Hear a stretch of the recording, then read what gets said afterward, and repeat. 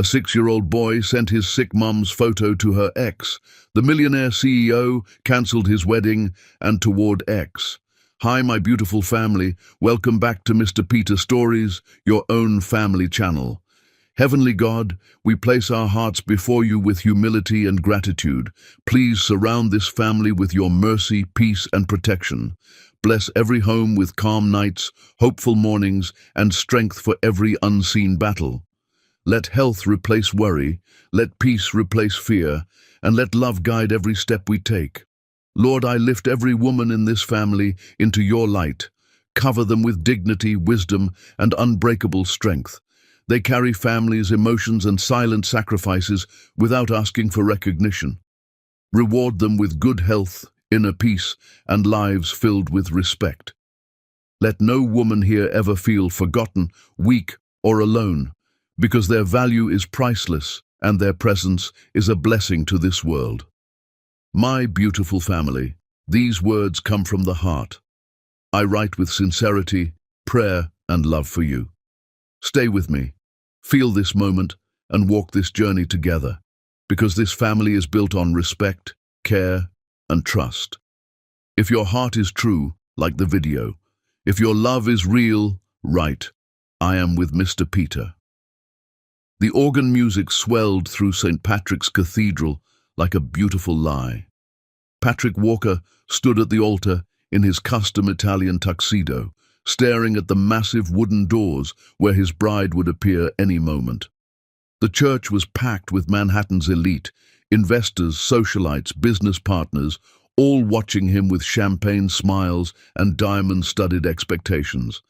His mother, Justine Walker, sat in the front pew, wearing cream Chanel and an expression of perfect triumph. She'd won. After years of resistance, her son was finally marrying someone suitable. Catherine Chen would walk through those doors in minutes, and Patrick would say vows he didn't mean to a woman he didn't love. His phone buzzed in his pocket.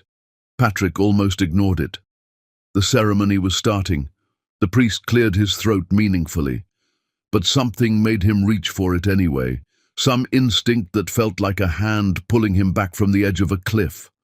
Unknown number. One new message. He opened it. The photograph loaded slowly, pixel by agonizing pixel. A woman's face appeared on the screen. Hospital room, fluorescent lighting, exhausted eyes closed, skin glistening with fever, dark hair spread across a white pillow. Patrick's heart stopped. He knew that face. He'd spent 6 years trying to forget it. 6 years trying to convince himself she was exactly what his mother said she was. A thief, a liar, someone who'd used him and disappeared. 6 years telling himself that the woman he'd loved more than breathing had never existed at all. Salma Hayek. The phone slipped from his hand, clattered on the marble floor. Patrick? The priest leaned forward, concerned. Son, are you all right? The organ music seemed to grow louder, more insistent. Through the tall windows, New York sunlight streamed in golden shafts. Everything looked perfect. Everything looked exactly like the life his mother had planned for him. Patrick bent down, grabbed his phone, looked at the photograph again. It was her, older, thinner, but unmistakably her. Those cheekbones, that mouth he'd kissed 1,000 times. She was in a hospital somewhere, sick or hurt, or he couldn't finish the thought. Patrick, what's wrong? His best man gripped his shoulder. The cathedral doors opened.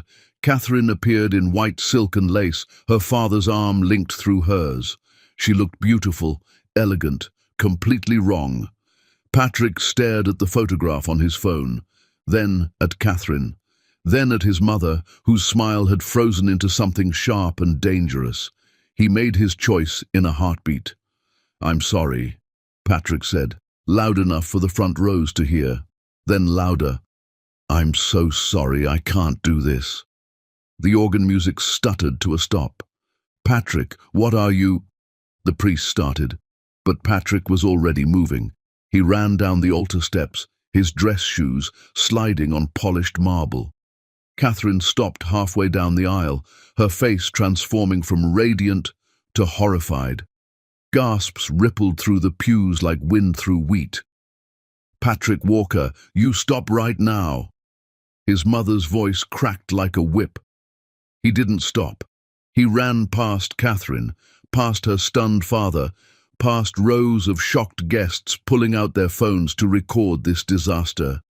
Behind him, his mother was screaming something about disgrace and responsibility, but her voice faded as he burst through the cathedral doors into blinding sunlight. His driver stood by the limousine, smoking a cigarette. "Airport," Patrick gasped. "Now, private terminal." "Sir, the reception." "Airport." The driver scrambled into the front seat. Patrick dove into the back, already pulling up his pilot's contact information. Behind them, the driver scrambled into the front seat. Patrick dove into the back, already pulling up his pilot's contact information. Behind them, wedding guests poured out of the cathedral. Someone was crying. Someone else was laughing. Patrick didn't look back. In his hand, the phone screen still glowed with that photograph. Salma. Alive. Somewhere. He'd find her, even if it meant burning down every bridge he'd ever built. The private jet took off from Teterboro an hour later. Patrick sat alone in the leather seat, still wearing his tuxedo, bow tie hanging loose around his neck. Miami. The photo had been sent from Miami.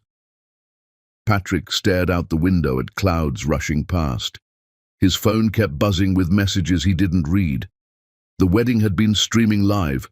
By now the video of him running from the altar was everywhere. Runaway groom, CEO. He didn't care. The jet's interior was too quiet, too perfect. Patrick closed his eyes, but all he saw was Salma's face. Not the sick woman in the hospital photo. The Salma he remembered, laughing at some terrible joke he'd made, dancing in their apartment kitchen at midnight, looking at him like he was the only person in the world who mattered, then gone. She'd left a note on their bed, 3 sentences that had destroyed him. "I'm sorry. Your mother was right about me. Don't look for me." He'd looked anyway, hired the best investigators money could buy. They'd found nothing. And then his mother had shown him the bank statements, the transfers, evidence of theft. Patrick had wanted to believe she was innocent, but the evidence was there, and Salma was gone. Except he had known her. He knew he had. "Sir," the pilot's voice cracked through the intercom, "we're beginning our descent into Miami." Patrick sat up, straightened his bow tie out of habit, then tore it off completely. What was he doing? Running toward a woman who'd stolen from him and disappeared? He looked at the photograph again. "I'm coming," he whispered to the screen. "Just hold on." Miami hit him like a wall of heat when he stepped off the plane. Midnight, but the air was thick and warm. Patrick climbed into the waiting car he'd arranged, gave the driver the hospital address his team had tracked down. Jackson Memorial Hospital. The city blurred past, palm trees, Art Deco buildings, streets still busy despite the late hour. Patrick's hands wouldn't stop shaking. He tried to prepare himself. Salma sick, Salma angry, Salma with someone else, a whole new life he wasn't part of. The hospital appeared, massive and lit up against the night sky. Patrick walked through the emergency entrance, still wearing his tuxedo. A security guard looked up, startled. The late-night receptionist's eyes widened. "I need to find a patient," Patrick said. "Salma Hayek." The receptionist typed, frowned. "Are you family?" "Yes." The lie came easily. "Room 417, 4th floor. But sir, visiting hours are—" Patrick was already moving toward the elevators. The 4th floor was quiet, just the beep of monitors and the soft squeak of nurses' shoes on linoleum. Patrick found room 417 halfway down the corridor. The door was partially open. He pushed it open wider. The room was small, clean, filled with the antiseptic smell of hospitals everywhere. And there in the bed, exactly like the photograph, Salma. She was asleep. Her face was thinner than he remembered, sharp cheekbones, more pronounced but still beautiful. Still her. An IV drip fed into her arm. Monitors beeped softly. Patrick's legs nearly gave out. He grabbed the doorframe, just staring. She was real. She was alive. She was here. "Can I help you?" Patrick spun around. A nurse stood behind him, holding a chart, her expression professional but wary. His voice cracked. "I'm here to see Salma Hayek." "Are you family?" "Yes, No, he's not." The voice came from behind him, small but fierce. Patrick turned. A little boy stood in the hallway, maybe 6 years old, wearing pajamas with cartoon characters on them. He was small, skinny, with beautiful dark skin and the most striking eyes Patrick had ever seen. Eyes he recognized. Eyes he saw in the mirror every morning. "Johan, honey, you should be sleeping," the nurse said gently. The boy, Johan, ignored her. He stared at Patrick with an intensity that was unnerving in someone so young. "You're the man from the picture." Patrick's mouth went dry. "What picture?" "The one Mama keeps in her jewelry box, the one she cries over when she thinks I'm sleeping." The nurse looked between them, confused. "Sir, I'm going to have to ask you to get him out." Patrick's head snapped toward the hospital room. Salma was awake, sitting up despite the IV, her eyes blazing with fury he'd never seen before. "Salma, get him out!" Her voice was rough, sick, but the rage in it was perfectly clear. "Security! Someone call security!" "Mama, no!" Johan started. "Johan, go back to the waiting room. Now!" The little boy looked at Patrick one more time, something searching in his gaze, then ran down the hallway. Patrick stepped toward the room. "Salma, please, You need to leave." She was shaking, her hands gripping the bed rails. "You have no right to be here." "Is he mine?" The words burst out before he could stop them. "That boy, Johan, is he mine?" Salma's face went white. For a moment she looked like she might faint. Then her expression hardened into something cold and terrible. "You gave up that right 6 years ago when you chose your world over us. Now get out before I have you arrested." "I never chose, Salma. I don't know what you're talking about. I looked for you everywhere. For years Liar! The heart monitor began beeping faster. "I saw the photographs. I saw her. Your mother told me everything." "What photographs? Salma, I never—" A security guard appeared in the doorway. "Sir, you need to leave. Now." "Please," Patrick's voice broke. "Please, just tell me, is Johan my son?" Salma turned her face away, but not before he saw tears streaming down her cheeks. "Nurse, if this man comes near my room again, call the police. I want him gone." The security guard gripped Patrick's arm. "Let's go, sir." Patrick let himself be pulled backward, his eyes locked on Salma's turned face. "I'm not leaving Miami. I'm not leaving until you tell me the truth." "The truth?" Salma's laugh was bitter, broken.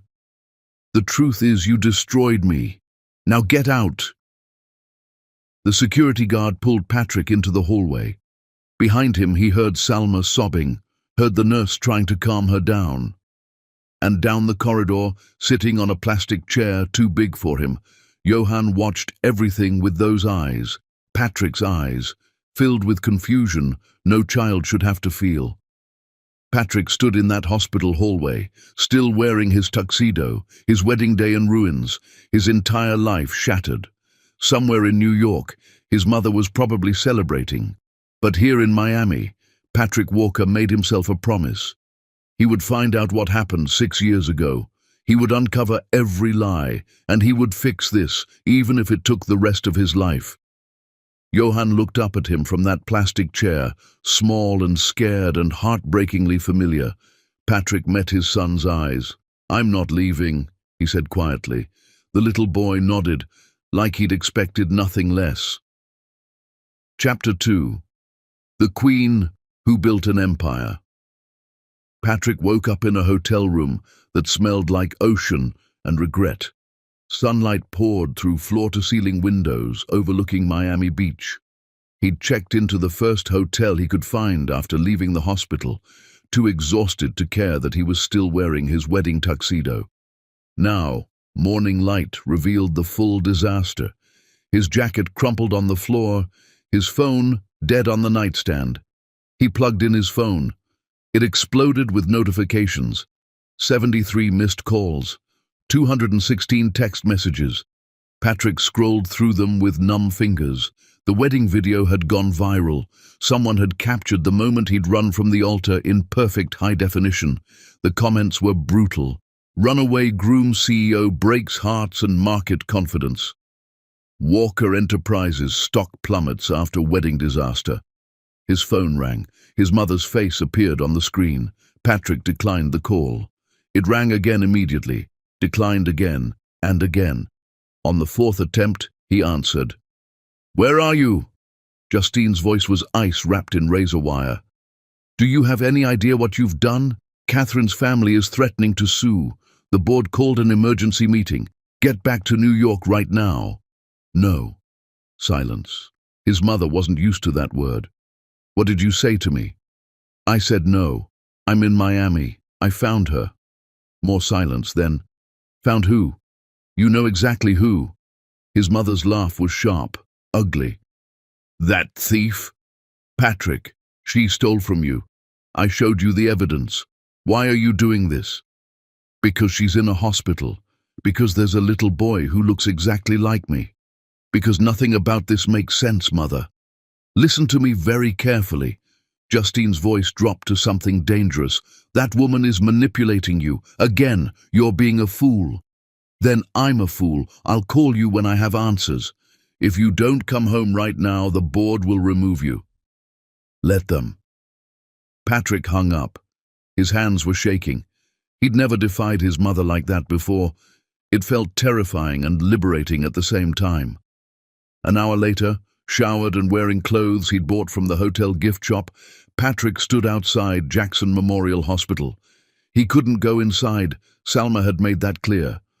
But he could wait. He'd been standing there for 20 minutes when a black Mercedes pulled into the parking lot. Salma emerged from the passenger side. Patrick's breath caught. She wasn't in a hospital gown anymore. She wore a navy blue dress that fit her perfectly. Her hair pulled back in an elegant twist. She looked healthy, strong, nothing like the sick woman he'd seen the night before. She moved with a confidence that made her seem taller than she was. A nurse walked beside her, carrying discharge papers. "Thank you for everything," Salma said, her voice warm. "I'll follow up with my regular doctor next week." "Take care of yourself, Miss Hayek, and that brilliant son of yours." Salma smiled, and Patrick's heart cracked open. He'd forgotten how beautiful she was when she smiled. Then she saw him. The smile died instantly. Her expression went cold, closed, dangerous. "What are you doing here? I needed to see you. I told you to leave." "I know. I can't." The nurse looked between them nervously. "Should I call security, Miss Hayek?" "No," Salma said quietly. "He's leaving. Aren't you, Patrick?" "Not until you talk to me. There's nothing to talk about. Johan is my son." It wasn't a question this time. Salma's jaw tightened. "You lost the right to call him that." "Maybe, but he's still mine, and you can't change that no matter how much you hate me." "Hate you?" Salma laughed, brittle and sharp. "I don't hate you, Patrick. I don't feel anything for you at all anymore. You're just a stranger wearing a familiar face." The words hit him like bullets. Patrick stepped closer. Salma didn't back away, just stared at him with those cold, beautiful eyes. "Then look me in the eye and tell me you never loved me." For a moment, just a moment, something flickered in her expression. Something that looked like pain. Then it was gone. "I loved who I thought you were. Turns out that person never existed." A car horn honked. The Mercedes driver gestured impatiently. "I have to go," Salma said. "I have a business to run. Unlike some people, I can't spend my days stalking my exes." Where's Johan? None of your business. Salma, please, stop. She held up a hand. Just stop. You had 6 years to find us if you actually cared. You didn't. Now it's too late. I'm not married. I ran from the wedding. For you. Salma stared at him for a long moment. Then she shook her head, something almost like pity crossing her face. That's the saddest part. You actually think that matters. You think a grand gesture fixes everything. She moved past him toward the Mercedes. It doesn't. You can't fix this. Where are you going? She paused at the car door. To work. Some of us have to earn our money. What do you do? Why do you care? Because I want to know everything I missed. Salma's laugh was bitter. You want to know what I do? Fine. I plan weddings. I own Phoenix Moments, Miami's premier event planning company. And before you ask, yes, I built it from nothing. No stolen money, just hard work. She got into the Mercedes. The door slammed. Patrick stood there, watching the car drive away, his mind reeling. Salma owned a company, a successful one. She'd built an entire life here, raised their son, became someone extraordinary. All while he'd spent 6 years half alive in New York, following his mother's plans. His phone buzzed. Unknown number. The same number that had sent the hospital photograph. A new message. Meet me at Bayside Park, the playground. Come alone. J. Johan. A 6-year-old child was orchestrating meetings now. Patrick should have been concerned. Instead, he felt pride. His son was brilliant. Bayside Park was crowded with tourists and locals enjoying the Miami sunshine. Patrick found the playground easily. Bright colors and children's laughter made it impossible to miss. Johan sat on a swing, not swinging, just waiting. He wore a school uniform, khaki pants and a white polo shirt. His backpack sat at his feet. He looked so small, so serious. Patrick approached slowly. Hi. Johan looked up. Those eyes, Patrick's eyes, studied him carefully. You came. You asked me to. Mama would be mad if she knew I texted you. How did you get my number? Johan shrugged. I found an old phone bill in Mama's office. Your name was on it, from before. I'm good with computers. I can see that. Patrick gestured to the empty swing. May I? Johan nodded. They sat in silence for a moment, two strangers connected by blood and nothing else. Children screamed and played around them. Are you really my dad? Johan asked finally, his voice small. Yes. Why did you leave us? The question was so simple, so devastating. Patrick felt something break inside his chest. I didn't leave you, Johan. I didn't know you existed. Your mother left me, and she never told me about you. That's not what Mama says. What does Mama say? That you picked your family over us.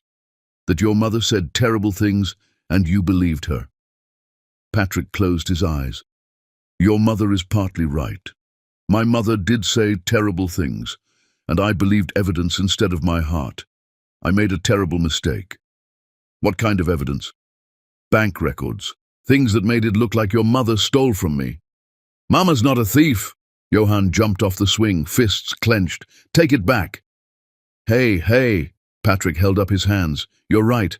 I don't think she's a thief either. Not anymore. I think someone lied to both of us.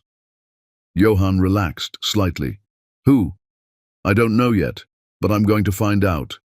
My grandma Justine? The name hit Patrick like ice water. You know about her? Mama has a picture. She told me that's my grandma, but we can't visit her because she's a bad person. Is she bad? Patrick thought about his mother, about the evidence she'd shown him, about how quickly she'd provided those bank statements when Salma disappeared. Yes, he said quietly. I think she might be. Johan sat back down on the swing. Are you going to leave again? No. Promise? I promise. Mama says promises don't mean anything. Then I'll prove it with actions. I'm not going anywhere, Johan. Johan looked at him with those serious eyes. Mama's going to be really mad. Probably. She might not let me see you again. Then I'll wait. That could be a long time. I've already waited 6 years. I can wait longer. Johan smiled then, small and hesitant, but real. You look like me. You look exactly like me. You're so handsome. Mama says I'm handsome too. Johan paused. Did you break her heart? Yes, and she broke mine. But I think someone else broke both of ours first.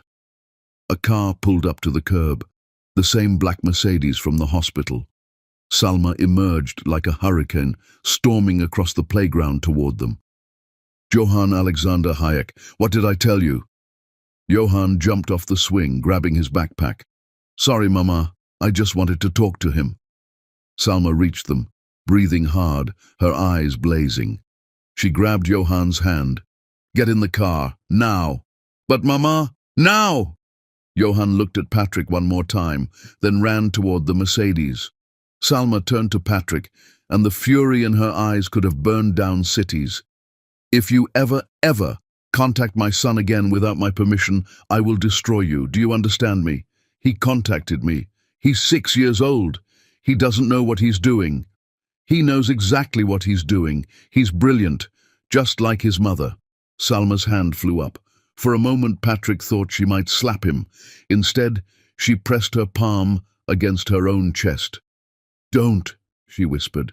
Don't you dare act like you know anything about who I am now. Then tell me. Let me know you. Why? So you can judge me again? Believe lies about me again? I never chose her over you. Yes, you did. Salma was shaking. When she showed you that evidence, you believed her. You didn't fight for me. You let me go. You left. What was I supposed to think? You were supposed to know me. You were supposed to trust that the woman you loved wouldn't steal from you. There was evidence, Salma. Physical proof. There's always evidence when someone wants to frame you. Salma's voice cracked. But you never even considered that, did you? Patrick had no answer. In the Mercedes, Johann watched through the window, his small face pressed against the glass. I need to go, Salma said quietly. My son needs dinner. This is my life now, finding out what really happened, being here for Johann. I don't need you. But her voice wavered. Maybe not, but Johann might. Salma's expression hardened. Biology doesn't make you a father. Being there does, and you weren't. She walked away, her heels clicking against the pavement, her back straight and proud. Patrick watched her drive away with his son, watched his whole heart disappear down a Miami street. His phone rang, his mother again. This time he answered with a question. Mother, those bank statements you showed me 6 years ago, do you still have them? Justine's pause was too long. Why? Because I want to see them again. Patrick, you're being ridiculous. Come home. I am being rational. For the first time in 6 years, do you have the statements or not? They're in storage somewhere. I'd have to find them. Send them to me. I want to hire a forensic accountant. A forensic accountant. Patrick, what's gotten into you? The truth, Mother, or the possibility of it. He hung up before she could respond. Around him, children played and parents laughed, and the Miami sun beat down warm and bright. And Patrick Walker felt more alive than he had in 6 years. The truth was out there somewhere, and he was going to find it. Chapter 3. The Son Who Knows a Secret. Patrick's hotel room had become a war room. Papers covered the bed, financial records, investigator reports, printouts of old text messages. His laptop displayed bank statements from 6 years ago, the ones his mother had finally, reluctantly sent over. He'd hired the best forensic accountant in Miami, a sharp-eyed woman named Rebecca Torres, who'd promised him answers. But answers took time, and time was something he couldn't afford while Salma built walls higher every day. His phone buzzed, another unknown number. Hello? It's me. Johann's whisper was barely audible. "Don't say my name. Mama's in the shower." Patrick sat up straight. "Are you okay?" "Yeah, I just wanted to talk. Is that okay?" "It's more than okay. I'm being careful." A pause. "Are you still in Miami?" "Yes." "Are you going to stay?" "As long as it takes." "Mama cried last night after we got home. She thought I was asleep, but I heard her. She was talking to her friend Rosa, saying she can't do this again." Patrick closed his eyes, pain lancing through his chest. "I don't want to hurt her." "Then why did you come back?" "Because I needed to know the truth, because I never stopped loving her, and because I have a son I didn't know about." "Do you love me?" The question was so direct, so vulnerable. "Yes. I know I just met you, but yes, you're my son. How could I not love you?" "Mama says love has to be proven." "Your mother is right, so let me prove it. What do you need?" Johann was quiet for a moment. "There's a thing at my school next week. A father-son breakfast. I never get to go. Could you come with me?" Patrick's heart shattered and rebuilt itself in the same instant. "I would love nothing more. But your mother, I'll ask her.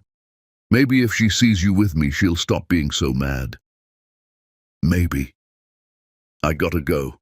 I hear the water turning off." The line went dead. Patrick sat in the silence of his hotel room, holding his phone like it was something precious. His son wanted him at a school breakfast. Such a small thing. Such an enormous thing. The next morning, Patrick did something he hadn't done in years. He went to a toy store. The shop was overwhelming. Aisles of bright colors and plastic and things that beeped and sang. Patrick wandered through it completely lost. "Can I help you?" A saleswoman appeared, smiling. "I need a gift. For my son. He's 6. I don't know what he likes." The saleswoman's smile softened. "First time, Dad?" "Something like that." She led him to a section filled with building sets, science kits, puzzles. "Get something he can do alone or with you." Patrick selected a complex building set with gears and motors, then a children's book about stars, and a stuffed animal, a lion with a brave face. "Having trouble choosing?" the saleswoman asked. "I want to get all of it. I missed 6 years." Her expression turned sympathetic. "You can't make up for lost time with toys, but you can start building new memories." Patrick bought everything anyway. That afternoon, he sat in a coffee shop across from Phoenix Moments, Salma's office. The building was modern, glass and chrome, with her company name in elegant letters across the front. He didn't go inside. He just watched. A woman emerged from the building, laughing into her phone. She was older, maybe late 40s, with kind eyes. She spotted Patrick, and her expression changed. She ended her call and walked directly to his table. "You're him," she said. Not a question. "I'm Patrick Walker. Rosa Mendez, Salma's business partner and best friend." She sat down without being invited. "The man who broke her heart is sitting outside our office like some kind of stalker." "I'm not stalking. I'm just trying to understand. Let me save you some time. You can't fix this." "Everyone keeps telling me that." "Because it's true. You have any idea what it took for her to rebuild? She was pregnant, broke, terrified. Your mother threatened her." Patrick felt sick. "My mother said what?" "You didn't know?" "Salma never told anyone the whole story. But I've been her friend for 5 years. Your mother told her she'd make sure the baby was never born." "I'm starting to realize what my mother is." "Good. So now what? You want to ride in and save Salma?" "She doesn't need saving. She saved herself." "I don't want to save her," Patrick said quietly. "I want to know her, the woman she is now." Rosa was quiet for a moment. "You know what the worst part was? She couldn't trust herself anymore. She'd built her whole identity around being smart. Then she fell in love with someone who believed lies about her at the first opportunity. I was shown evidence, bank records. I don't care what you were shown. Rosa's voice was hard. You should have known. When you love someone, really love them, you know what they're capable of. The words hit like hammers, because Rosa was right. I want to make this right, Patrick said. Then earn it, not with money or grand gestures, with time, with consistency. Rosa stood to leave, then paused. That father-son breakfast at Johann's school. She's going to let you go. How do you know? Because Salma wants Johann to have what she never did, a father. She'll sacrifice her own comfort for that boy. Rosa's expression softened slightly. Don't make her regret it. She walked back into the building, leaving Patrick alone with his coffee and his guilt. That night, Patrick got a text from a number he recognized. Salma. His heart jumped. He opened the message. Johann wants you at his school breakfast on Friday, 8 in the morning, Coral Bay Elementary. Don't be late. Don't embarrass him. Don't make me regret this. Patrick typed back immediately. I'll be there. Thank you. The response came a minute later. I'm not doing this for you. This is for Johann. I won't. Can I ask you something? A long pause. Then, what? Why did you leave without telling me about Johann? You would have what? Believed me over your mother. You didn't then. Why would a baby change that? Because it's different. A child changes everything. Your mother made it very clear what would happen if I stayed. I was young, scared, pregnant. She had power. She said she'd make sure I lost the baby. I believed her. Patrick stared at his phone, rage building. She threatened you while you were pregnant. Yes. Did she show you photographs? Of me with someone else? Another long pause. How did you know? Because I think they were fake. I think everything she showed both of us was lies. Maybe. Or maybe you're trying to rewrite history. I'm hiring a forensic accountant to examine the evidence. Will you look at what they find? Why would I care about ancient bank records? Because if I'm right, it means someone deliberately destroyed us. Don't you want to know who? The response took so long he thought she might not answer. Then finally, if you find proof, real proof, I'll look at it. But Patrick, even if your mother lied, even if she faked everything, you still believed it. You still chose her story over me. That's the part that hurt. The message felt final. Patrick typed, I know, I'm sorry. No response came. He sat in his hotel room, surrounded by evidence and toys and the wreckage of his old life, and wondered if sorry would ever be enough. Chapter 4. The Woman Who Doesn't Need Saving. Friday morning arrived wrapped in Miami sunshine. Patrick stood outside Coral Bay Elementary School at 7:45, dressed carefully in khakis and a button-down shirt. Not too formal, not too casual. He'd changed 3 times, trying to look like someone who belonged at a father-son breakfast. Other fathers arrived with their sons, men in business suits and construction uniforms and casual weekend clothes. They looked comfortable, natural. Patrick felt like an imposter. You came. He turned. Johann stood there in his school uniform, backpack on his shoulders, looking up at Patrick with those serious eyes. I told you I would. Lots of people say things they don't mean. I meant it. Johann studied him for a moment, then smiled. Small, tentative, but real. Come on, we have to sign in. They walked toward the entrance together. Patrick wanted to reach for Johann's hand, but didn't know if that would be welcome. Johann solved the problem by grabbing his hand first, his small fingers wrapping around Patrick's larger ones. Something in Patrick's chest broke open. Your hand is big, Johann said matter-of-factly. Yours will be too someday. They reached the sign-in table. A cheerful teacher with a clipboard smiled at them. Name? Johann Hayek, the boy said proudly, and this is my dad. The words hit Patrick like a physical force. My dad. Johann had said it so easily, so naturally. Wonderful. The teacher checked them off. Cafeteria is through those doors. The cafeteria was decorated with hand-drawn pictures. Long tables were set up with pancakes, fruit, juice. Fathers and sons filled the room with conversation and laughter. Patrick and Johann found 2 seats at the end of a table. Pancakes? Patrick asked.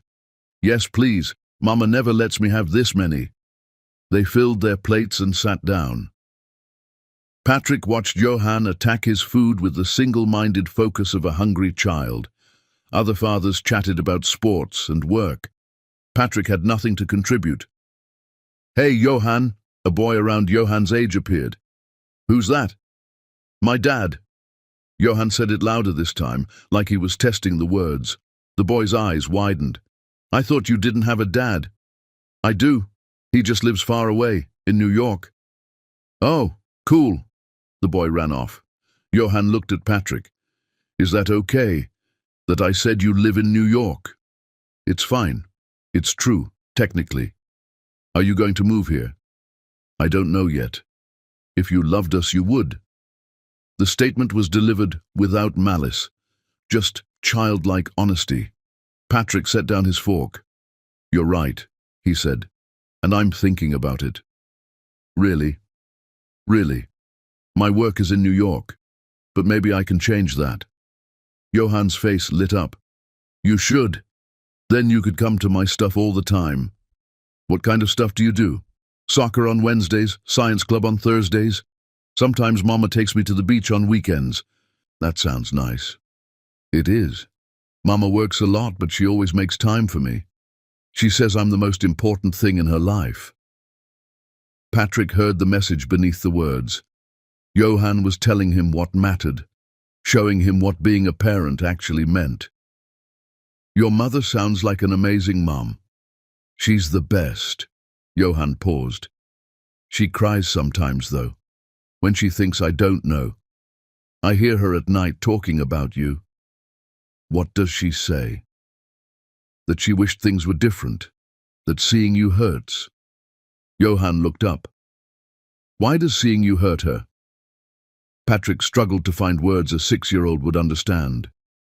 Because we used to love each other very much, and then something bad happened that separated us. Sometimes seeing someone you used to love reminds you of everything you lost. Do you still love her? Yes. Does she still love you? I don't know. Maybe. That's what I'm trying to find out. A microphone squealed. The school principal stood at the front. Welcome, fathers and sons. We have a few special activities planned. The next hour passed in a blur of games and activities. Patrick and Johann competed in a paper airplane contest. Johann's design won. They worked together on a puzzle. They laughed at terrible jokes. And Patrick watched his son. Really watched him. The way Johann concentrated when he was building something. The way he laughed, head thrown back, exactly like Salma used to laugh. The way he was gentle with smaller kids, protective. The way he was brilliant and kind. Patrick had missed 6 years of this. The loss felt crushing. As the breakfast ended, parents and children filed out. Johann grabbed Patrick's hand again. Thanks for coming, he said. This was the best father-son breakfast ever. It was my honor. Will you come to my soccer game next week? If your mother lets me. I'll ask her. She has to say yes. She always says family is important. They walked outside together. The morning sun was bright, almost blinding. Other families dispersed to their cars, and standing by the school entrance, arms crossed, Salma. She wore jeans and a simple white blouse, her hair loose around her shoulders. She looked casual, beautiful, terrifying. Johann ran to her. Mama, you came. Of course I came. I wanted to make sure everything was okay. It was great. We won the airplane contest, and Dad. Johann, baby, take a breath. Salma's eyes were on Patrick, though, assessing. Can he come to my soccer game next week, please? Salma's jaw tightened. We'll talk about it later. But Mama... Later, Johann. Her tone left no room for argument. The boy deflated slightly. Okay, I'm going to say bye to my friends. He ran off. Salma and Patrick stood alone in the morning sunlight, a universe of unsaid things between them. Thank you, Patrick said quietly, for letting me come. I didn't do it for you. I know, Johann told me. He deserves a father. I know what the hardest part was for you, Patrick said softly, and I'm sorry I wasn't there. Salma's hands were shaking. You know what? I'm glad now. Glad I raised him alone, because I got to make all the decisions, and he's perfect, Patrick. He's the best thing I ever did, and you don't get credit for that. I know I don't.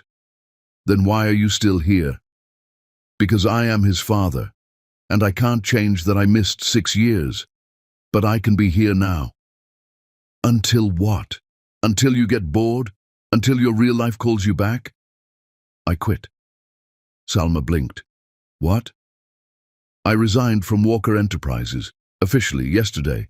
I have no job, no company, no ties to New York anymore.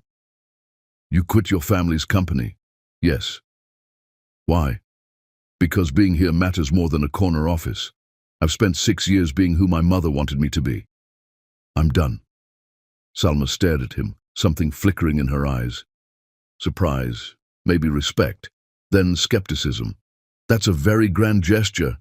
It's not a gesture, it's a choice. And what are you going to do now? Find a place to live. Be here for Johann's soccer games and school events, finish investigating those bank records, and wait, however long it takes. What if it takes forever? Then I'll wait forever. Salma's laugh was brittle. You really think you can just will this into being fixed? No, I think I destroyed something precious. But I also think our son deserves a father who shows up, and I think part of you wants to know if I'm telling the truth. Even if that's true, it doesn't change the fact that you believed I could steal from you. Patrick had no defense. She was right. I'm sorry, he said. I know those words aren't enough, but I'll spend the rest of my life proving that sorry means something. Salma's eyes were bright with unshed tears. Your apologies won't change the past. No, but maybe they can change the future. Johann came running back. Mama, can we get ice cream? Salma looked at her son, at his hopeful face. Then at Patrick. Fine, she said finally. Ice cream. But then Patrick has to go. Johann's face lit up. Really? Really? They went for ice cream. Patrick drove his rental car behind Salma's Mercedes. They ordered chocolate for Johann, vanilla for Salma, coffee for Patrick. They sat at a picnic table outside, Johann chattering while Salma remained silent, watching Patrick with careful eyes. And for an hour, they almost looked like a family. But when Johann ran off to look at boats, Salma turned to Patrick with steel in her voice. Don't get used to this. Don't think this means anything. I won't. One breakfast, one ice cream trip, that's not a relationship. I understand. Do you? Because you look at me like you still love me. Patrick met her eyes. I do still love you, and I don't know if it can be fixed, but I have to try. Salma stood up abruptly. We're done here. Johann, time to go. Patrick watched them drive away again, watched his heart disappear down another Miami street. But something had shifted, something small. Salma had spent an hour with him voluntarily. It wasn't forgiveness, but maybe it was the first step towards something. Chapter 5. The truth that changes everything. Patrick's phone rang at 6 in the morning. He grabbed it, disoriented. Mr. Walker? A woman's crisp voice. This is Rebecca Torres. I've finished my analysis of those bank records. Patrick sat up instantly. And? Can you come to my office? This isn't something I want to discuss over the phone.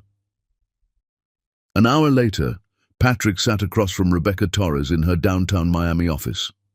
She was in her 50s, sharp-eyed and serious, with a wall of credentials behind her desk. She slid a folder across the desk toward him. Those transfers your mother showed you 6 years ago, they're fake. Very good fakes, but fakes nonetheless. Patrick's world tilted. You're sure? Completely. Look here. She pulled out a highlighted document. These routing numbers don't match any legitimate bank. They're ghost accounts, created specifically to make it look like money was being moved, but no money actually transferred anywhere. My mother created fake bank accounts. Or had someone create them for her. These statements look perfect to a casual observer, but forensic examination reveals inconsistencies. It's all there. Patrick stared at the papers, his hands shaking. So Salma never stole anything. Based on these records? No, there's no evidence any money went missing at all. My mother ruined my life over a lie. Rebecca's expression softened. I'm sorry. I know this isn't easy to hear. Do you have proof? Something I can show Salma? Everything's in that folder. Documented, notarized, ready for legal proceedings if necessary. Patrick took the folder with trembling hands. 6 years. 6 years of believing Salma was a thief. There's more, Rebecca said carefully. I did some additional digging. About a week after Salma would have left New York, someone made a large payment to a private investigation firm. The payment came from an account controlled by Justine Walker. My mother hired investigators? Yes. And according to my contacts, those investigators located Salma Hayek in Miami within 2 months. They reported her location to your mother. The room seemed to spin. What? Your mother knew where Salma was. She knew, and she didn't tell you. When you hired your own investigators later, your mother paid them to report they'd found nothing. Patrick couldn't breathe. The betrayal was so enormous, so calculated. Why? He whispered. I can't answer that. But the evidence is clear. Your mother systematically destroyed your relationship, then prevented you from finding her for years. Patrick stood, folder in hand, rage building like wildfire. Send me your final invoice, whatever it costs. Already done, Mr. Walker. Are you all right? No, but I will be. He left her office in a daze, walked to his car, sat behind the wheel staring at nothing. His mother had done this. She'd fabricated evidence, paid investigators to lie, kept him and Salma apart for years. She'd stolen 6 years of his son's life. His phone rang. Justine Walker. Patrick answered with a voice like ice. I know what you did. A pause. Patrick, what are you talking about? The bank records were fake. The investigators you paid to lie. All of it. I have proof. Silence. Then carefully. I don't know what you think you've found, but... Don't. Patrick's voice cracked. Don't you dare lie to me anymore. I have a forensic report. I have documentation. I know everything, Mother. The question is why? More silence. Then the mask dropped. Justine's voice went cold. Because she wasn't good enough for you. A nobody with no family, no connections. You were going to waste your life on her. You had no right. I had every right. I'm your mother. I know what's best for you. She was pregnant. You threatened a pregnant woman. I did what I had to do to protect you from the biggest mistake of your life. The biggest mistake of my life was believing you. Patrick was shaking. You stole my son from me. You destroyed the woman I loved. For what? Your pride. For your future. For Walker Enterprises. For everything that matters. None of that matters, Patrick screamed. Not compared to what I lost. You're being dramatic. You'll thank me someday. I'm done. Do you hear me? I'm done with you. Done with your lies. Done with everything you represent. You're not my mother anymore. Patrick, you're upset. Let's talk about this. There's nothing to talk about. Don't call me. Don't contact me. I never want to see you again. He hung up, blocked the number, sat in his car breathing hard, tears streaming down his face. Then he drove to Phoenix Moments. Salma's office was on the 2nd floor. Patrick bypassed the receptionist, took the stairs 2 at a time, found her door. He burst through it without knocking. Salma looked up from her desk, startled. What the... Patrick, you can't just... It was all fake. He threw the folder on her desk. The bank records, the evidence. My mother fabricated everything. Here's the proof. Salma stared at the folder like it might explode. What are you talking about? Read it, please. A forensic accountant examined everything. The transfers never happened. My mother created it all to make you look like a thief. Salma's hands moved slowly, opening the folder. She read the first page, then the second. Her face went white. This says that you never stole anything, that my mother lied about everything. She knew where I was. Salma's voice was barely a whisper. It says here she knew and never told you. For 6 years, she knew and she kept us apart. Salma looked up at him, tears streaming. Why? Because you weren't good enough for her vision of my life. Because she wanted to control me. Salma's hands were shaking. All these years, I thought you chose her. Believed I was a thief even though you knew me. You were right to think that. I did believe it, and I'm sorry. I should have trusted you. Stop. Salma held up a hand. Just stop. She stood, walked to the window, stared out at Miami. Patrick waited, his heart hammering. Do you know what the worst part is? She said finally. Part of me is relieved. Part of me is happy that you didn't just abandon us. Salma, but part of me is so angry I can't breathe. Because even if your mother lied, you still believed it. You still thought I was capable of betraying you. I know, and I have no excuse. Yes, you should have. She turned to face him. This doesn't fix everything, Patrick. This doesn't erase 6 years. I know. It doesn't change the fact that I built a life here without you, that I don't need you anymore. I know that too. Then what do you want from me? Patrick stepped closer. I want the truth between us. I want you to know that I never stopped loving you, that seeing Johan makes me grateful and devastated at the same time, and I want to know if there's any part of you that still loves me, because if there is, I'll fight for this. Salma's tears were falling faster. You're 6 years too late. I know, but I'm here now, and I'm not leaving, not unless you look me in the eye and tell me there's no hope. She stared at him for a long moment. Then quietly, I can't tell you that. Why not? Because it would be a lie. And I'm done with lies too. The air between them crackled with possibility. I kept your coffee mug, Salma whispered, for 6 years. I couldn't throw it away. I drove past our apartment every month, just sat outside, remembering. I told Johan stories about you, made you into someone far away instead of someone who left. He's so much like you, brilliant and brave. They were closer now, inches apart, 6 years of longing compressed into the space between their bodies. Salma?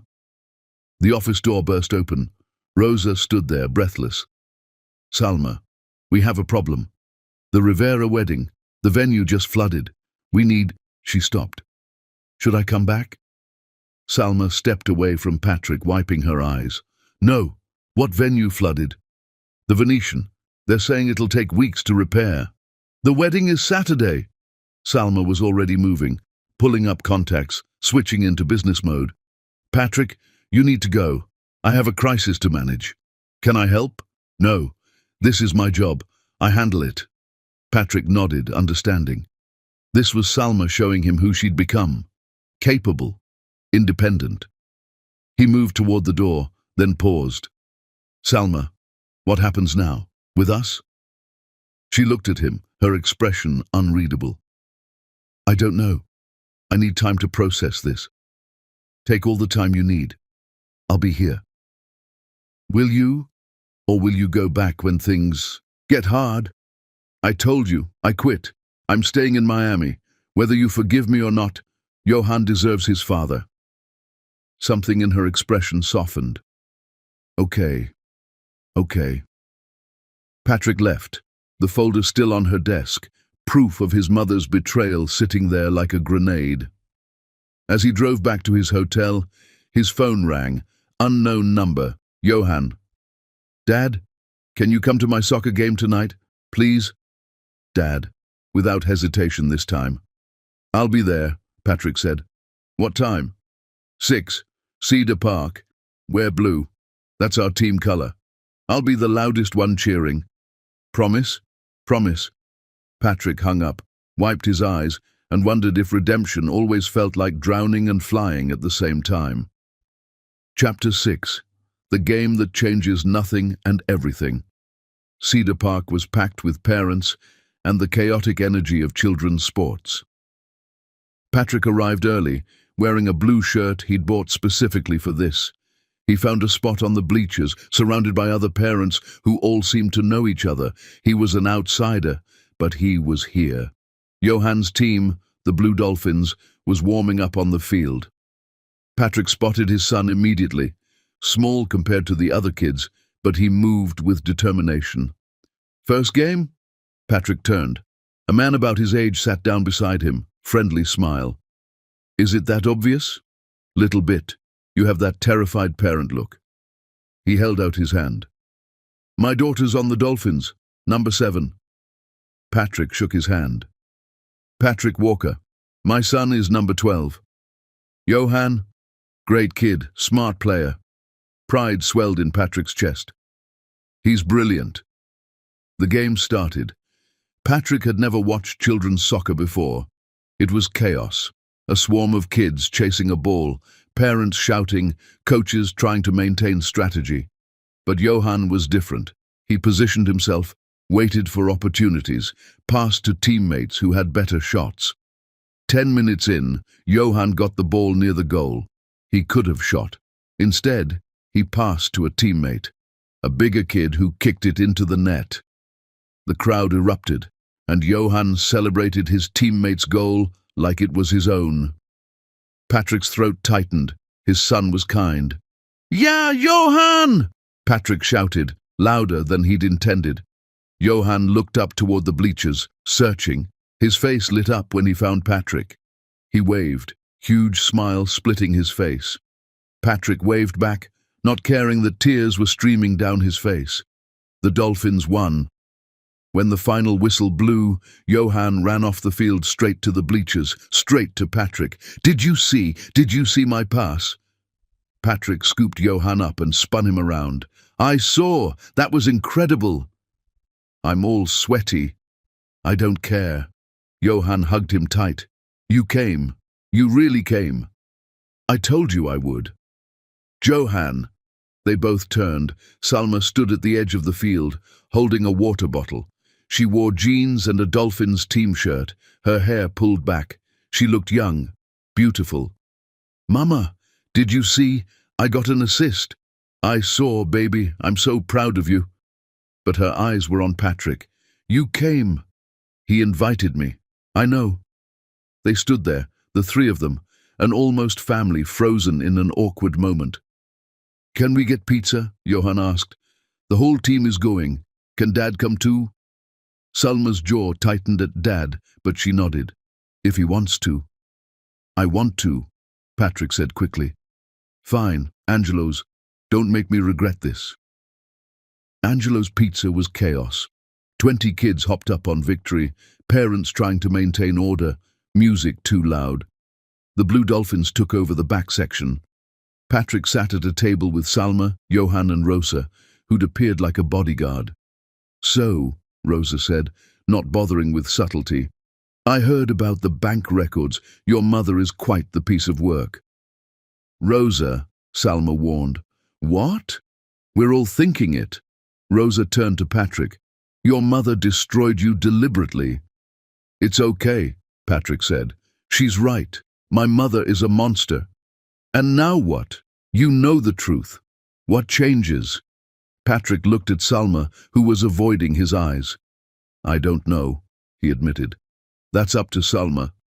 No, Salma said quietly. It's up to both of us. This isn't just about my forgiveness. Johan, who'd been coloring, looked up. What's ruins? It's when something is broken, baby. Like when I broke my Lego castle and had to rebuild it. Salma smiled despite herself. Yes, like that. But I made it better the second time. Maybe you can make your thing better too. Out of the mouths of children. Patrick caught Salma's eye. She almost smiled. Maybe, she said softly. The pizza arrived. For a while they just ate, absorbed into conversations about school and sports and normal life. Patrick watched Salma interact with other parents, warm, friendly, respected. She'd built a community here. He was the outsider trying to force his way in. After pizza, Johan went to play arcade games. Rosa excused herself, and Patrick and Salma were left, alone at the table. "You're good with him," Salma said finally. "With Johan. He makes it easy. He likes you, talks about you constantly. Is that okay?" "I don't know. Part of me is happy. Part of me is terrified you'll disappear and break his heart." "I won't. You can't promise that. I told you. I quit. I'm staying here." "Why? What's in Miami for you besides us? Isn't that enough?" Salma looked at him for a long moment. "I don't know what to do with you, Patrick. You show up with proof that everything was a lie. You quit your job. You come to soccer games. But I don't know if hard work is enough to fix 6 years. What would be enough? I don't know. That's the problem. I built walls around my heart because letting you in the first time nearly destroyed me. And now you want me to just tear them down. I'm not asking to pick up where we left off. I'm asking for a chance to know who you are now. And if I never trust you again? If we co-parent but nothing more?" The question hurt, but Patrick answered honestly. "Then I'll accept that, because being in Johan's life is more than I deserve." Salma wiped her eyes. "You really quit Walker Enterprises?" "Yes." "Where are you living?" "A hotel, but I'm looking at apartments." "In what neighborhood?" "Near Johan's school, maybe." Salma was quiet. Then, "There's a rental in my building. 3rd floor, 2-bedroom. The tenant just moved out." Patrick's heart stopped. "You want me to live in your building?" "I want Johan to be able to see his father regularly, and I want to see if you actually stay. Living close makes that easier." "Salma, don't read into it. This isn't me forgiving you.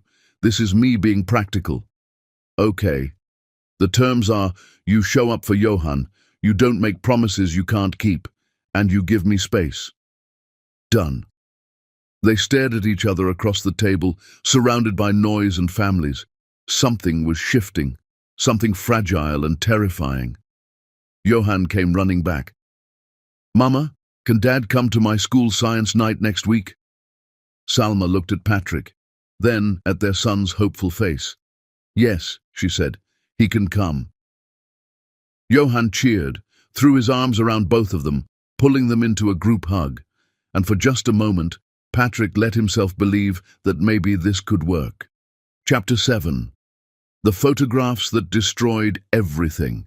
The apartment in Salma's building was small but perfect. 2 bedrooms, kitchen with a window, living room walls bare and waiting. Patrick moved in with almost nothing, some clothes, a laptop, the papers proving his mother's fraud. He was starting over. His first night there, someone knocked on his door. Johan stood in the hallway holding a plate covered in foil. "Mama made extra dinner. She said you probably don't have food yet." Patrick took the plate, touched. "Thank her for me." "She says you're welcome, but this doesn't mean anything." "Tell her I understand." Johan hesitated. "Can I see your apartment?" "Of course." The boy wandered through, examining everything. "It's empty. I just moved in. I'll get furniture." "You need pictures. Mama says pictures make a place a home." "What kind?" "Family pictures." Patrick didn't have any. "Maybe you could draw me one," he suggested. Johan's face lit up. "Really? Really? Okay, I'll make you the best picture ever, of all of us." After Johan left, Patrick ate the dinner Salma had sent, rice and beans and chicken that tasted like home. He sat in his empty apartment and wondered if this was what hope felt like. Science night at Coral Bay Elementary was a week later. The gymnasium was transformed into a showcase of projects. Kids stood proudly by their displays while parents circulated. Patrick arrived early, bringing flowers, yellow roses, Salma's favorites. He found Johann's station easily. His volcano was painted bright red, surrounded by hand-drawn warning signs. "Dad!" Johann waved. "Come see!" Patrick made his way through the crowd. Salma was already there, looking professional in dark slacks and a cream blouse. She saw the flowers, and something flickered in her expression. "Hi," Patrick said. "Hi, you didn't need to bring those." "I wanted to." Salma didn't take them, didn't reject them either. "Johann," she said, "show your father your project." For 20 minutes, Johann explained his volcano with the passion of a real scientist. Patrick listened, asked questions, took pictures. "Is that your dad, Johann?" one mother asked. "Yes," Johann beamed. "He just moved to Miami. He lives in our building now." Eyebrows raised. The gossip would spread. Let them. "Excuse me," a woman appeared. "I'm Mrs. Chen, Johann's teacher. It's wonderful to finally meet you. Johann's talked so much about his father." Patrick shook her hand. "It's good to be here.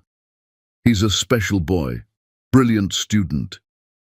He gets that from his mother." Salma, who'd been talking to another parent, glanced over.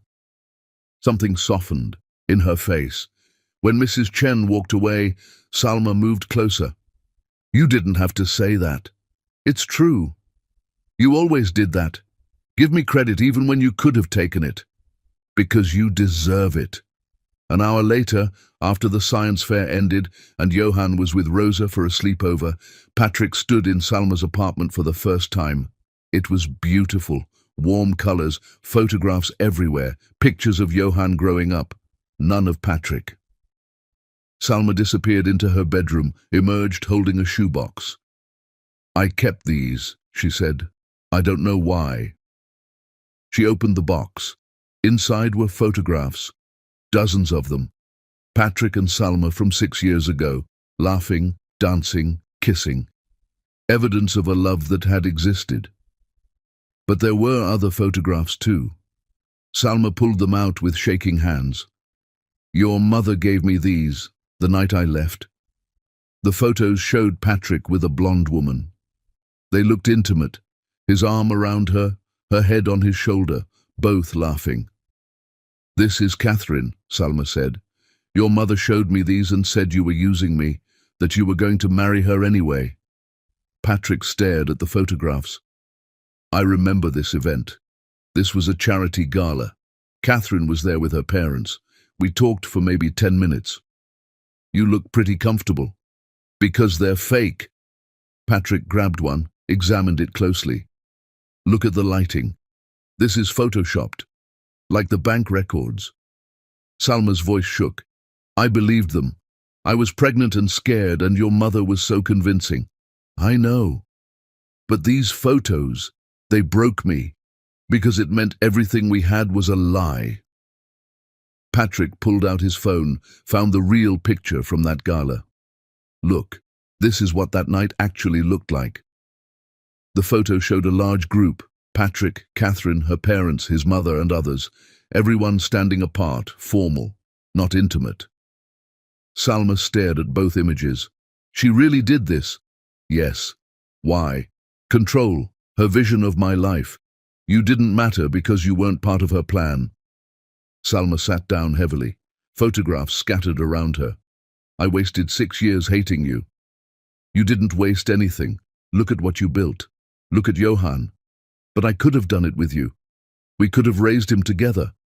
"I know, and I'm sorry." Salma looked up at him, tears streaming. "I kept your coffee mug because I couldn't let go. I drove past the hospital where Johann was born every year, remembering how alone I felt, because even hating you, I couldn't stop loving you, and I hated myself for that. Patrick knelt in front of her. You have nothing to hate yourself for. You survived. You raised an incredible child. Did I? Because I kept him from his father. You were protecting him. Or I was a coward. You were 23 years old, pregnant and being threatened. You were surviving. Salma's face crumpled.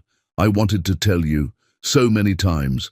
I'd look at Johan and see your eyes and think, he deserves his father. I want you, both of you. I've always wanted you. But you believed the lies. Yes, and that's on me. Patrick took her hands. I failed you completely. But I'm here now, and I love you. I never stopped. Salma pulled her hands away. Love isn't enough. I know. You hurt me in ways that don't just heal. I know that too. So what do? We build a new foundation, based on truth this time. Salma stood, paced to the window. I don't know if I can be vulnerable again. Then don't. Not yet. Just let me be here. Let me prove I'm trustworthy. And if I never love you again? The question hurt every time. Then I'll accept that, because having any part of your life is better than none of it. Salma turned to face him. You really quit everything for us? Yes. Why? Because none of it mattered without you. They stared at each other, 6 years and 1,000 lies between them. I need time, Salma said finally, to process this, to figure out what I feel.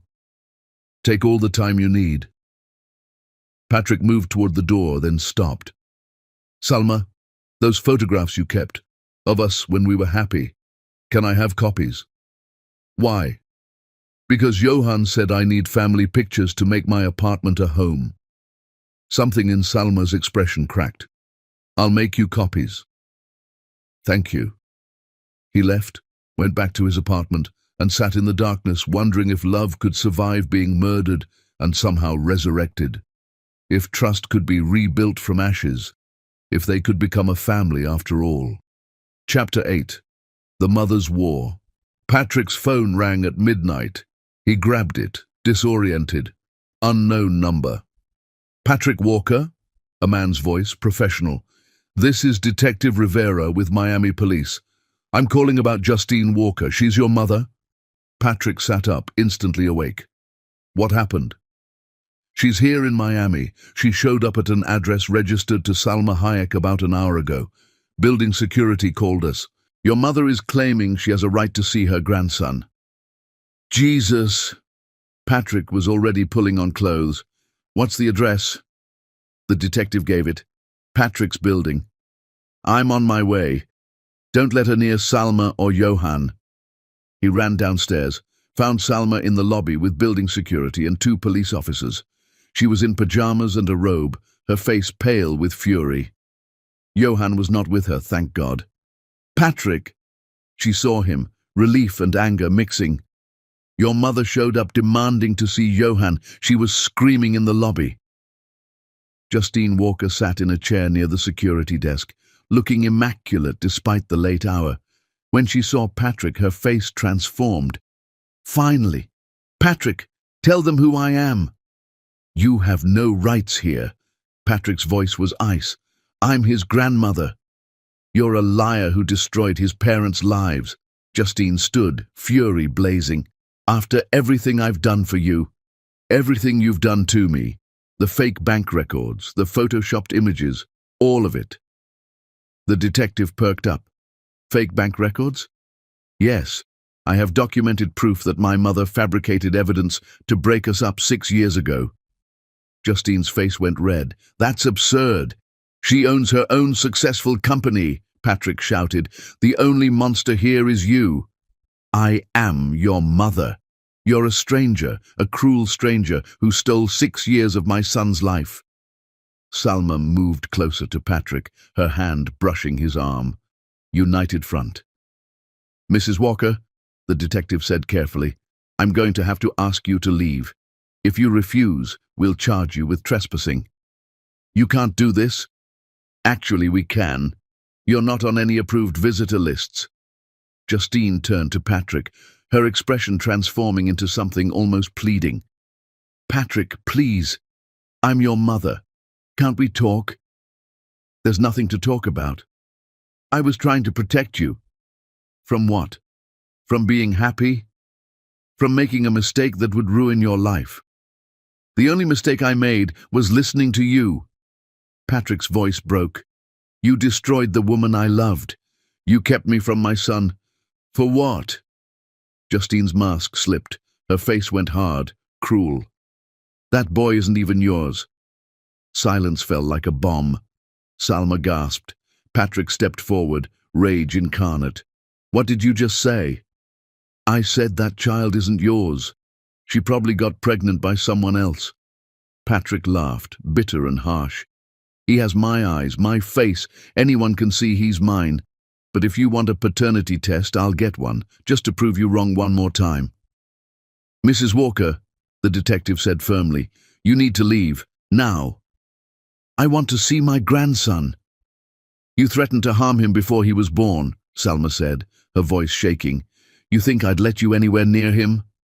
Justine's face went white. "I never—" "You did." Salma pulled out her phone, pulled up a file. "Because I recorded our conversation." Patrick stared at Salma. "You have a recording?" "Yes. Every threat. Everything." She pressed play. Justine's voice filled the lobby, cultured and cold. "If you don't leave New York tonight, I will make sure that baby is never born.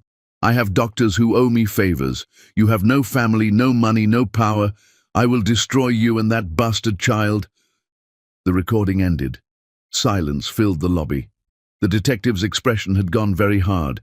"Mrs. Walker, threatening an unborn child is a serious crime. I'm going to need you to come to the station." "This is absurd. That recording is fake." "We have analysts who can verify that." "Ma'am, you have the right to remain silent." As the detective read Justine her rights, she fought, screamed, threatened. But the officers were unmoved. They led her out in handcuffs, still protesting. Patrick and Salma stood in the lobby, breathing hard. "You recorded her," Patrick said. "All this time you had proof." "I did, but I never planned to use it unless I had to." "She's going to be charged. For the threats, the fraud, all of it." "Good." Salma's voice was hard. "She deserves it." They rode the elevator in silence. Salma got off at her floor. Patrick followed. "Is Johan okay?" he asked. "He's at Rosa's. I called her the moment your mother showed up. He doesn't know any of this happened." "Thank God."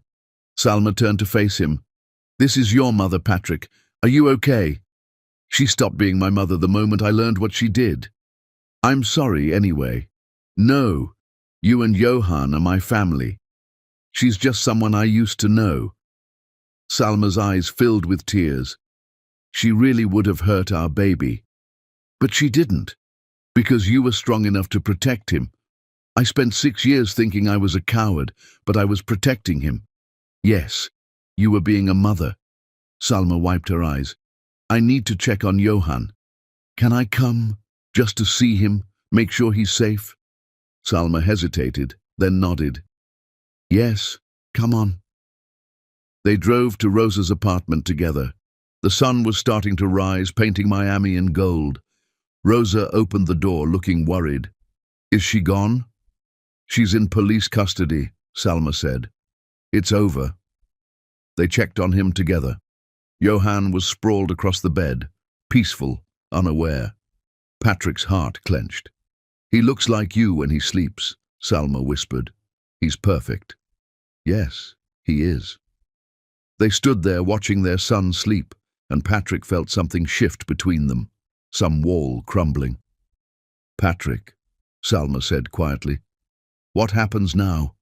Your mother's going to face charges. Your family name will be all over the news." "I'm sure, because the scandal isn't about me. It's about her."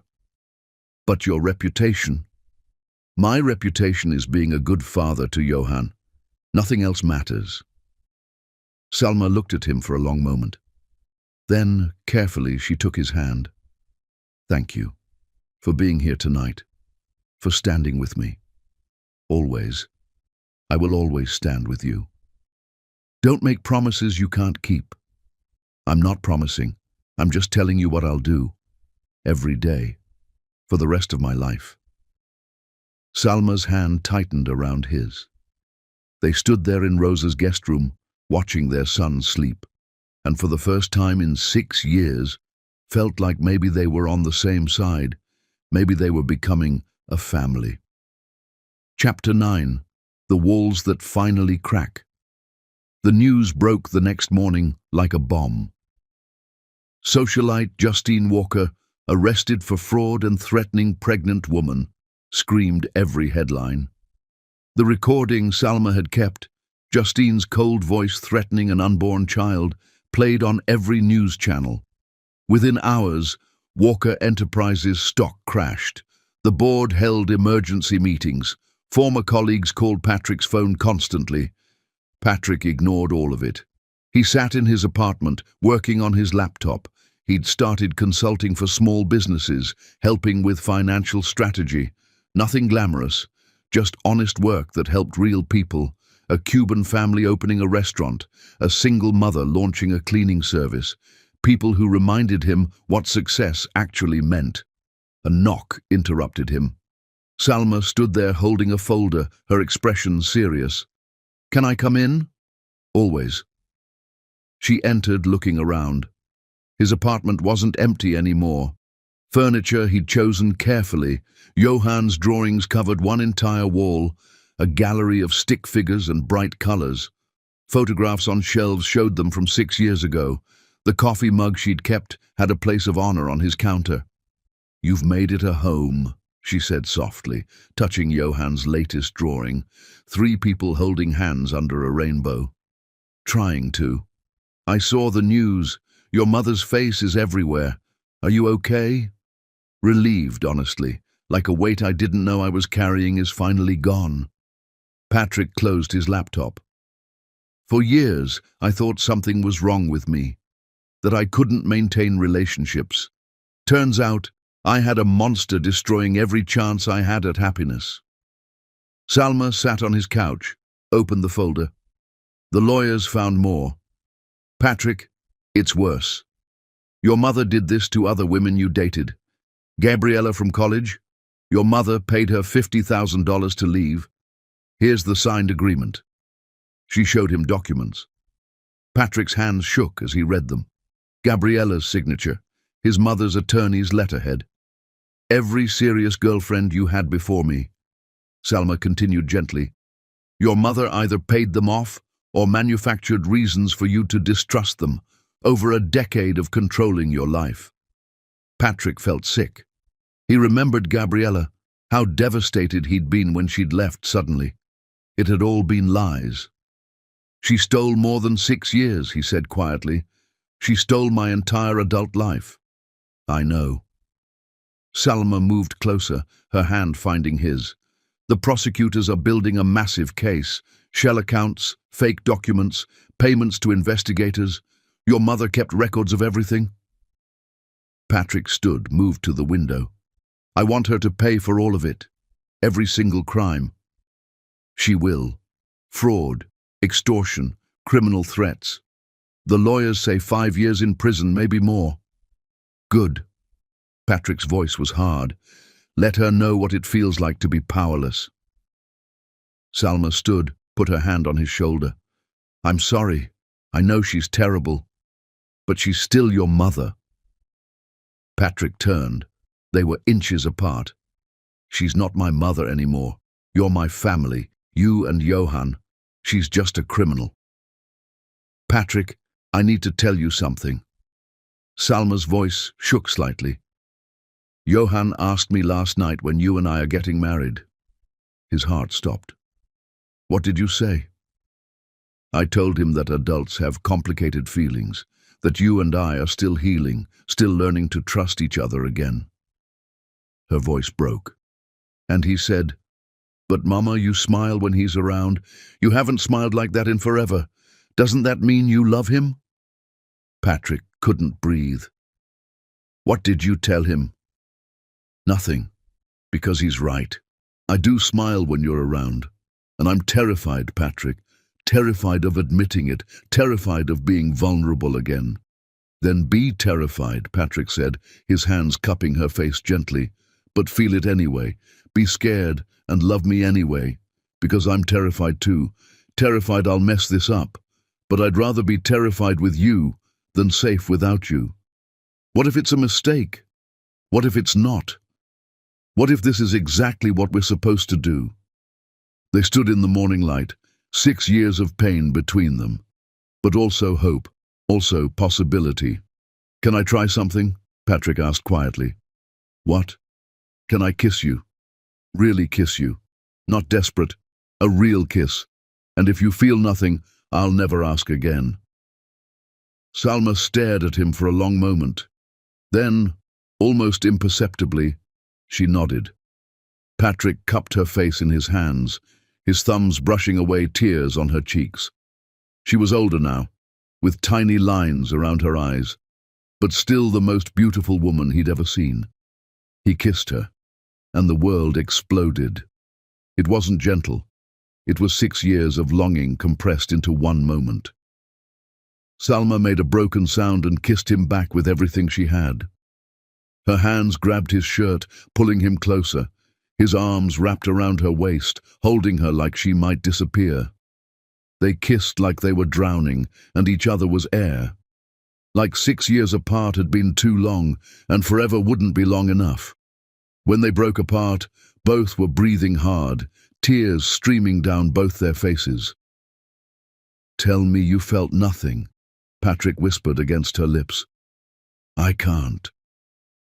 Salma's voice was broken, beautiful. "I felt everything. Every moment of the last 6 years, every tear I cried, every night I dreamed about you, I felt it all." "Then stop fighting this. Stop protecting yourself from something that might be the best thing that ever happened to us. I'm scared. So am I. But I'd rather be scared with you than safe without you." Salma laughed, broken and beautiful and full of hope. "When did you get so good with words?" 6 years of wishing I could say them to you." She kissed him again, softer this time, sweeter, like a promise instead of an explosion. The door burst open. Johann stood there in his school uniform, Rosa behind him trying to hide a smile. "I'm sorry, he ran ahead," Rosa started. But Johann was staring at his parents, kissing in Patrick's apartment, and his face transformed into pure joy. "Finally!" he shouted at the top of his lungs. "I knew it! I told you, Rosa!" Salma pulled away, blushing. "Johann, baby, we're not. You're kissing. That means you love each other. That means we're going to be a family." Patrick knelt down. "Is that what you want? For us to be a family?" "Yes!" Johann threw his arms around Patrick's neck. "More than anything, I want you and Mama together. I want us to live in the same house. I want to be like my friends who have both parents." Salma's eyes filled with tears. "Baby, it's not that simple." "Why not?" Johann pulled back, looking at his mother with those serious eyes. "You love him. He loves you. I love both of you. That's what families are. That's what you always tell me." Out of the mouths of children. Patrick looked at Salma over their son's head. "He's not wrong," Patrick said softly. "It's been 6 years. We can't just—" "Why not? We know the truth now. We know what kept us apart was lies. So why can't we try?" "Because I'm still scared." Salma's voice cracked. "Then be scared." Patrick stood, moved to her. "I'm scared too, but let's be scared together instead of alone." Johann looked between his parents. "Mama, you told me brave doesn't mean not being scared. Brave means doing the right thing even when you're scared. Isn't loving Dad the right thing?" Salma knelt down, pulled Johann into a tight hug. When she looked up, her cheeks were wet. "When did you get so wise?" she whispered. "I learned it from you. You're the bravest person I know." She looked at Patrick over Johann's shoulder, and something in her expression shifted. the last wall crumbling. If we do this, if we really try, we do it right. Therapy, honest conversations, rebuilding trust slowly. Whatever you need, Patrick said, however long it takes. And if it doesn't work, if we try and it falls apart, then we co-parent like adults and never let Johan suffer. But Salma, I think we're different people now, stronger, wiser. I think we can build something that lasts. Rosa cleared her throat. For what it's worth, I've watched you both for weeks. You're different together, better. You make each other laugh, and that kid deserves to see his parents happy. Salma stood, wiping her eyes, looking at the three people who'd become her world. Okay, she said finally. Okay, we try. But slow, Patrick, we go slow. As slow as you need. Johan pumped his fist in the air. Yes! Can I tell my friends I have a dad now? I don't live with you yet, Patrick said gently, but maybe someday soon. When? When your mother is ready. Johan turned to Salma with those big pleading eyes. Mama, please? She laughed despite her tears. You're impossible, both of you. Fine, we'll talk about it. But slowly, and with lots of conversations first. Johan hugged them both, pulling them together into a family hug that felt like coming home. This is the best day ever, he said. Patrick met Salma's eyes over their son's head. She smiled, small and tentative but real and full of hope. Maybe it was the best day ever. Maybe they were finally becoming the family they should have been all along. Chapter 10. The reunion earned 3 months later. Patrick stood in a courtroom watching his mother receive her sentence. The judge's voice was steady, unemotional. 5 years in federal prison for fraud, extortion, criminal threats, witness tampering. Justine Walker, who'd spent her entire life controlling everything, would spend the next 5 years with no control at all. She didn't look at him as they led her away. Her head was high, refusing to show weakness. Patrick felt nothing. She'd stopped being his mother the day he learned what she'd done. Outside the courthouse, Miami sunshine hit him like a blessing. Salma waited with Rosa, both women looking at him with concern and love. Salma took his hand. How do you feel? Free. Patrick breathed in deeply. For the first time in my life, completely free.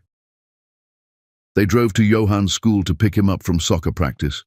Patrick had been to every practice for 3 months, every game, every school event, proving through consistent action that he was staying. Salma had been cautious at first, keeping careful distance, but slowly, day by day, her walls had crumbled. Dinners together became regular. Movie nights with Johan became tradition. Long conversations after Johan went to bed became the highlight of Patrick's days. Kisses that had started terrified became certain and sweet. They'd started couples therapy with Dr. Martinez, a no-nonsense woman who didn't let them hide. She made Patrick examine why he'd been easy to manipulate. She made Salma confront her fear of vulnerability. The sessions were brutal, necessary, like setting broken bones so they could heal correctly. But it was working. God, it was working. Johan ran toward them from the field, sweaty and ecstatic. Did you see? Coach said I'm getting better. He said if I keep practicing, I might make the advanced team. We saw, baby, Salma said, pulling him into a hug. You were incredible. Dad, did you see my goal? Dad. Johan said it so naturally now. I saw it, Patrick said, his throat tight. Best goal of the game. They went for ice cream after, their weekly tradition. Patrick had learned Johan loved chocolate with rainbow sprinkles, always asked for a cone, saved the bottom tip for last. Small details, father details, things he was desperately making up for now. Later that evening, after dropping Johan at Rosa's, Patrick and Salma sat on her couch, alone. They'd been taking things slow, but slow was starting to feel like torture. Patrick, Salma said softly, her hand finding his. I've been thinking about what Johan keeps asking, about us being a family. His heart jumped. And? And I think I'm ready. There's an apartment opening next to mine next month. I was thinking, maybe you could take it. Give Johan easy access to both of us without rushing. Patrick's throat tightened. You mean it? I mean it. You've shown up every single day, Patrick. Rain or shine. You've been patient when I was scared. You've earned this. I'll keep earning it, Patrick said, pulling her close, every single day for the rest of my life. I know, that's why I'm saying yes. Patrick pulled back, looked into her eyes. I love you. I never stopped loving you. Even when I thought you'd betrayed me, even when I tried to hate you, I loved you. I love you too. Salma's tears spilled over. I tried so hard not to, but I couldn't help it. They kissed, and this time there was no fear, just certainty, just love that had survived and found its way back. Stronger, deeper, real. There's something else, Salma said. Johan asked if you and I got married. Could he be the ring bearer? Patrick's heart stopped completely. What did you tell him? I told him we weren't there yet. That marriage is a big step. But that maybe, someday. She looked at him carefully. Was I wrong? No. Patrick took her hand, pressed it against his chest. We are not there yet. We have more healing to do, more trust to build. But someday? He smiled. Someday I'm going to marry you, Salma Hayek, when we're both absolutely certain. And yes, Johan will be the ring bearer. Salma's tears fell faster. You're really staying. I chose you and Johan over everything else, and I'd make that choice again every single day. 6 months later, Patrick proposed on the beach where they'd taken their first vacation as a family. The sun was setting, painting the sky gold and pink. Johan had helped him plan everything, hiding the ring in a sandcastle they'd built. When Patrick got down on one knee, when Johan presented the ring with a huge grin, when Salma started sobbing and laughing and said yes, Johan screamed so loud the entire beach turned to look. People applauded, strangers cheered, and Patrick kissed her while their son danced circles around them in the sand. A year after that, they married in a small ceremony at Salma's favorite botanical garden. The venue was intimate, beautiful, filled with flowers and sunlight. Johan was ring-bearer, wearing a custom tuxedo, his chest puffed out with pride. Rosa was maid of honor, crying before the ceremony started. A handful of close friends filled the chairs. No society pages, no cameras. Just love, pure and hard-won. Patrick's vows made everyone cry. You saved me from a life that looked perfect but felt empty. You gave me a son I didn't know I needed. You taught me that trust is earned through consistency, that love is proven through action. That family isn't about blood. It's about choosing each other every single day. I choose you, Salma. Today and forever. Salma's vows were equally devastating. You came back. When you could have stayed away, when you could have let the lies win, you came back. You fought for us. You earned every ounce of my trust through patience and presence. You're not the man I fell in love with 6 years ago. You're better. You're real. And I choose you too, Patrick. Always. Johan stood between them, holding both their hands, his smile so wide it looked painful. When the officiant said, "You may kiss your bride," Johan shouted, "Finally!" and the entire venue dissolved into laughter. At the reception, Patrick danced with his son first. Johan stood on Patrick's feet, letting his father spin him around. "Dad? Yeah, buddy? Are you happy now? Like really, truly happy?" Patrick looked over at Salma, laughing with Rosa, her wedding dress glowing in the light, his wife, his everything. "I'm happier than I ever thought was possible," he said honestly.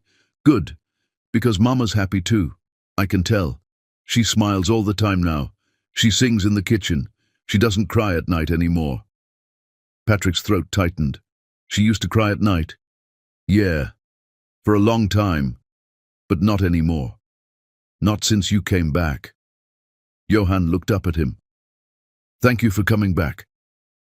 Johan, listen to me. Patrick stopped dancing, knelt down. I'm the one who should be thanking you.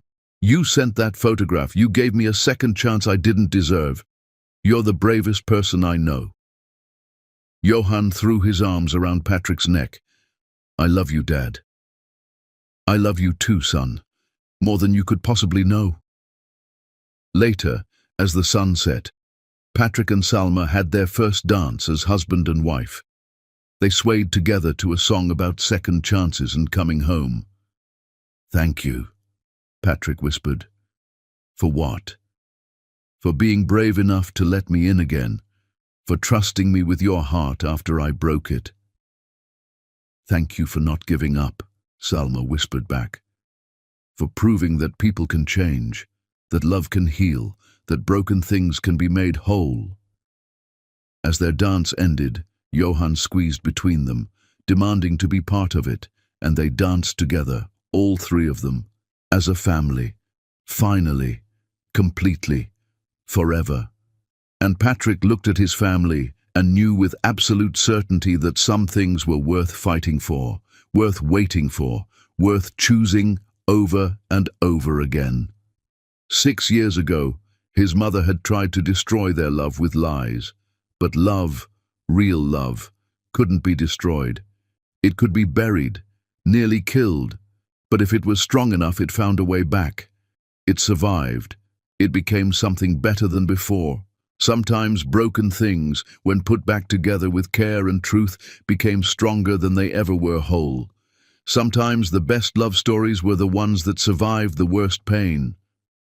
Patrick kissed his wife, held his son, and knew that despite everything, despite 6 years of loss and pain, he was the luckiest man alive, because they were finally home, all three of them, together, forever.